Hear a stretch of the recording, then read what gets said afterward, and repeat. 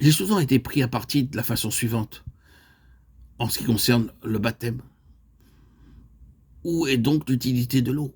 À quoi bon ce baptistère? Après tout, c'est une chose spirituelle. Si nous nous unissons avec Christ dans sa mort, dans sa mise au tombeau, c'est une affaire spirituelle. L'eau n'y est pour rien. C'est en esprit que nous réalisons la chose. L'eau est donc bien superflue.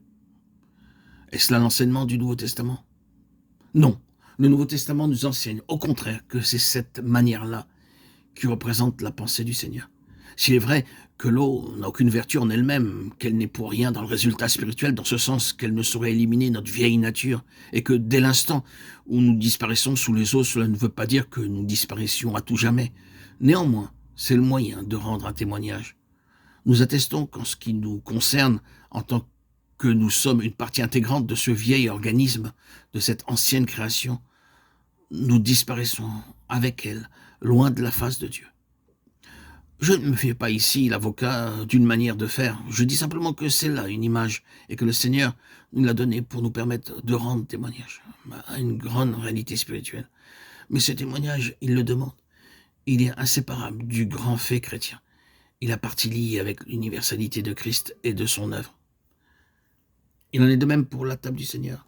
Aucun de nous ne croit que le pain est le Christ littéralement, qu'à un moment donné, la personne de Christ est entrée dans ce produit de la main des hommes, et qu'en prenant le pain, nous prenions Christ littéralement.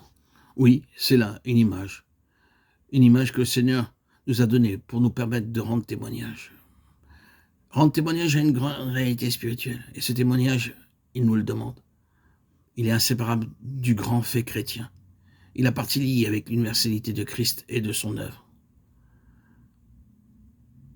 Il en est de même pour la table du Seigneur.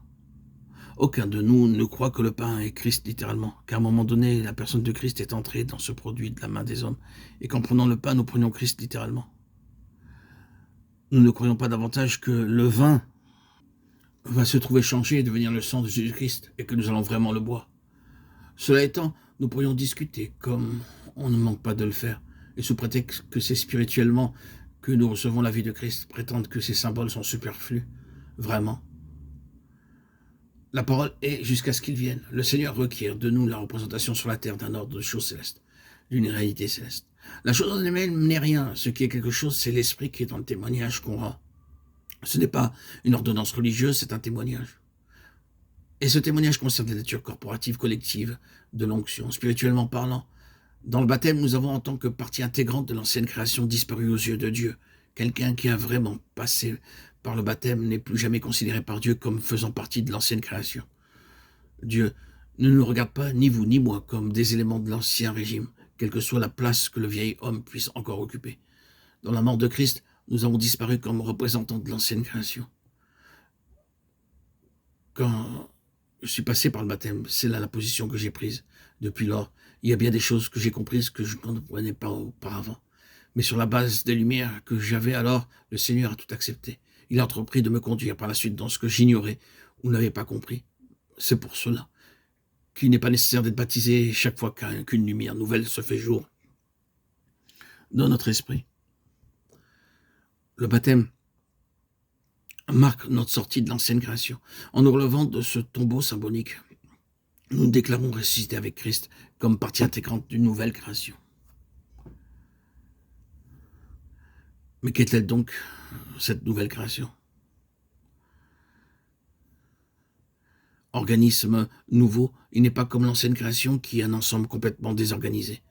Toutes les articulations de ce grand corps sont disloquées, toutes les fonctions s'accomplissent dans la mauvaise direction, tous les réflexes se donnent à rebours, tous les mouvements sont à contretemps.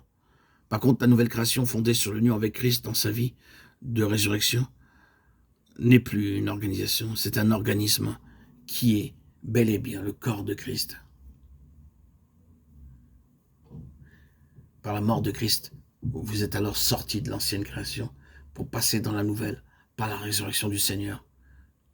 Vous constatez qu'il y a dans cette vie nouvelle que vous avez reçue quelque chose qui témoigne de la nature corporative de l'organisme sous l'onction une et exclusive du Saint-Esprit.